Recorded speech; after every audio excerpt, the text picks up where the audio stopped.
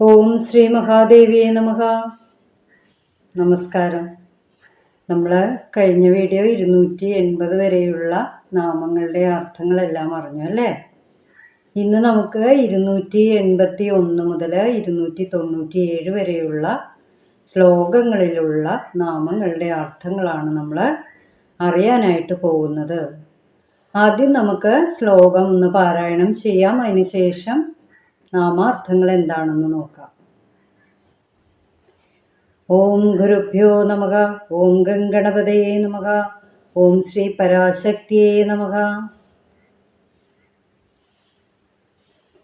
ഉന്മേഷനിമിഷോൽപ്പന്ന വിഭിന്ന ഭുവനാവലി സഹസ്രശീർഷവദന സഹസ്രാക്ഷി സഹസ്രപാദ് ആ ബ്രഹ്മകീടജനനി വർണ്ണാശ്രമവിദായിനി നിജാജ്ഞാരൂപ നിഗമാ പുണ്യ പുണ്യഫലപ്രദ ശ്രുതിസീമന്ത സിന്ധൂരീകൃത പാദാംജധൂളിക സകലാഗമ സന്തോഹ ശുക്തി സമ്പുടമൗത്തിക പുരുഷാർത്ഥപ്രദാ പൂർണ്ണ ഭോഗിനി ഭുവനേശ്വരി അംബികാനാദിനിധന ഹരി ബ്രഹ്മേന്ദ്ര സേവിത. അപ്പം ഇതുവരെയുള്ള ശ്ലോകങ്ങളുടെ നാമങ്ങളാണ് നമ്മളിന്ന് നോക്കാൻ പോകുന്നത്. നമുക്ക് നോക്കാം. ആദ്യത്തെ നാമമായിട്ട് വരുന്നത് ഉന്മേഷ നിമിഷോൽപ്പന്ന വിഭിന്ന ഭുവനാവലി.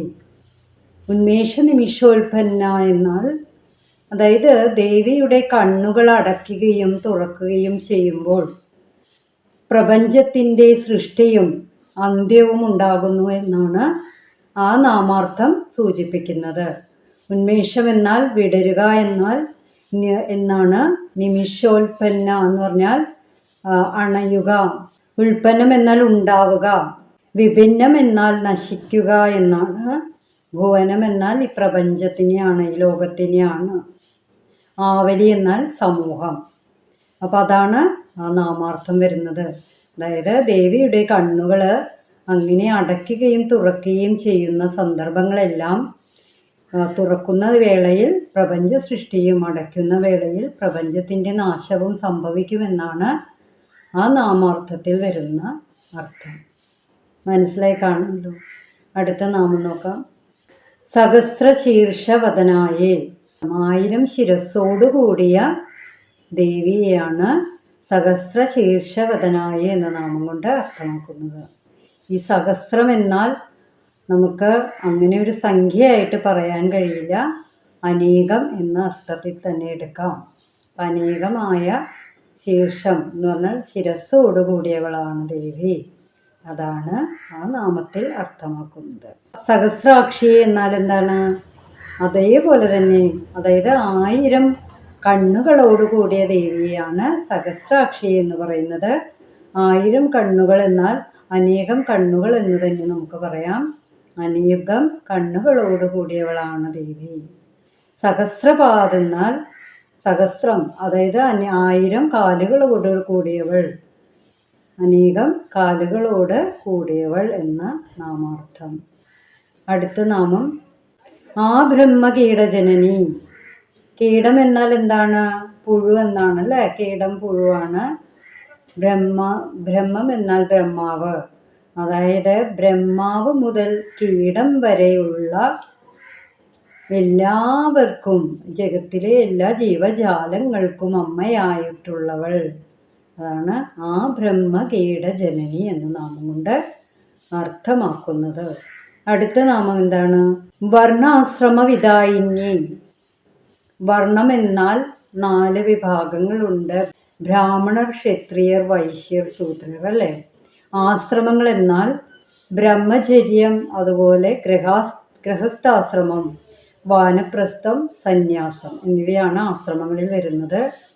അതിലെ കർമ്മങ്ങളുടെയും ഗുണങ്ങളുടെയും അടിസ്ഥാനത്തിലാണ് ആ വർണ്ണവ്യവസ്ഥ വിധായനങ്ങളൊക്കെ ഉണ്ടാക്കിയിരിക്കുന്നത്. ദേവി അങ്ങനെ ചെയ്തിരിക്കുന്നത് കർമ്മങ്ങളുടെയും ഗുണങ്ങളുടെയും അടിസ്ഥാനത്തിലാണ്. അത് പ്രത്യേകം തന്നെ പറയാം.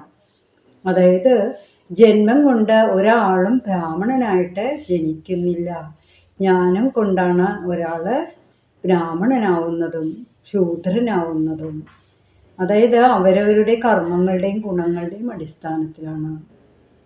അപ്പം അതാണ് ആ നാമാർത്ഥം വരുന്നത്. അടുത്ത നാമം എന്താണെന്ന് നോക്കാം. നിജാജ്ഞരൂപ നിഗമായേ നമഃ. നിജാജ്ഞ രൂപനിഗമായ എന്ന് പറഞ്ഞാൽ ദേവിയുടെ ആജ്ഞയാലാണ് വേദങ്ങൾ സൃഷ്ടിക്കപ്പെട്ടിട്ടുള്ളത്. അതായത് ദേവിയുടെ ആജ്ഞയാലാണ് വേദങ്ങളെല്ലാം സൃഷ്ടിക്കപ്പെടുന്നത്. നിജാജ്ഞ രൂപനിഗമായ എന്ന നാമം കൊണ്ട് അർത്ഥമാക്കുന്നു. അടുത്ത നാമം പുണ്യാപുണ്യ ഫലപ്രദായേ. എന്താണ് അതിൻ്റെ അർത്ഥം? പുണ്യവും പാപങ്ങളും അല്ലേ, എന്ത് തന്നെയായാലും, അതായത് സൽക്കർമ്മമായാലും ദുഷ്കർമ്മമായാലും അതിൻ്റെ എല്ലാം കർമ്മഫലങ്ങൾ നമ്മൾ അനുഭവിക്കേണ്ടി വരുന്നു അല്ലേ. കർമ്മ എന്നൊക്കെ കേട്ടിട്ടില്ലേ? അപ്പോൾ ചിലർ പറയും അവരവരുടെ ജീവിതത്തിൽ എത്ര നല്ലത് ചെയ്താലും അവർക്കൊരു ഗുണമില്ലല്ലോ, അല്ലെങ്കിൽ അങ്ങനെ ഒരു സത്കർമ്മത്തിന് കർമ്മങ്ങളൊക്കെ ചെയ്തിട്ട് എനിക്ക് യാതൊരുവിധ ഫലവും ഇല്ലല്ലോ എന്നൊക്കെ ചിലർ പറയാറുണ്ട്. പക്ഷെ അതെല്ലാം നമ്മൾ എന്തെന്ന് വെച്ചാൽ ഫലേച്ഛ ഇല്ലാതെ ചെയ്യുന്ന കർമ്മമാണ് യഥാർത്ഥമായ കർമ്മം.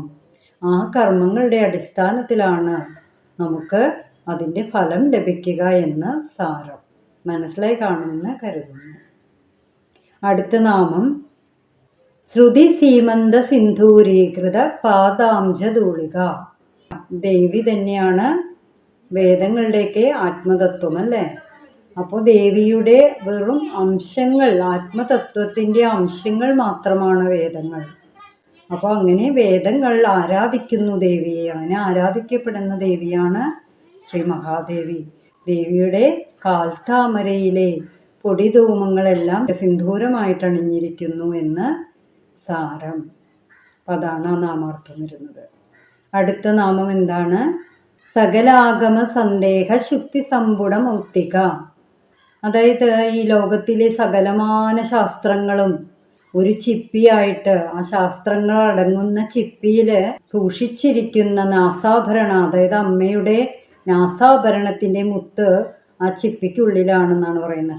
സകല ശാസ്ത്രങ്ങളാകുന്ന ചിപ്പിയിലെ മുത്താണ് അമ്മയുടെ നാസാഭരണമായ മുത്ത് എന്ന് ഇതിൽ അർത്ഥം പറയാം. അതായത് എല്ലാ ശാസ്ത്രങ്ങൾക്കും നിദാനമാണ് അമ്മ അല്ലേ. അപ്പം അതാണ് ആ നാമാർത്ഥം വരുന്നത്. അടുത്ത നാമം പുരുഷാർത്ഥപ്രദായേ. പുരുഷാർത്ഥം എന്നാൽ ധർമ്മം, അർത്ഥം, കാമം, മോക്ഷം. അതാണ് പുരുഷാർത്ഥങ്ങൾ.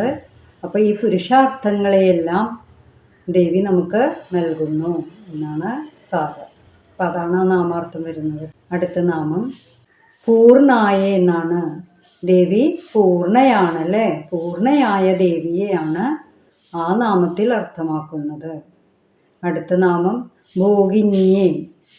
സുഖം അനുഭവിക്കുന്ന ദേവി എന്നാണ് അർത്ഥം. സുഖം അനുഭവിക്കുന്നവളാണ് ദേവി. അതാണ് ഭോഗിനി എന്ന നാമം കൊണ്ട് അർത്ഥമാക്കുന്നത്. അടുത്ത നാമം ഭുവനേശ്വരിയെ. 14 ലോകങ്ങൾക്കും ഭുവനമായിരിക്കുന്നവളാണ്, അതിൻ്റെ അധിപയായിരിക്കുന്നവളാണ് ദേവി അല്ലേ. അപ്പോൾ 14 ലോകങ്ങൾ ചേർന്നതാണ് ഭുവനം അല്ലേ. അപ്പോൾ അങ്ങനെയുള്ള ലോകത്തിന് ഈശ്വരിയായിട്ടുള്ളവളാണ് ശ്രീ മഹാദേവി.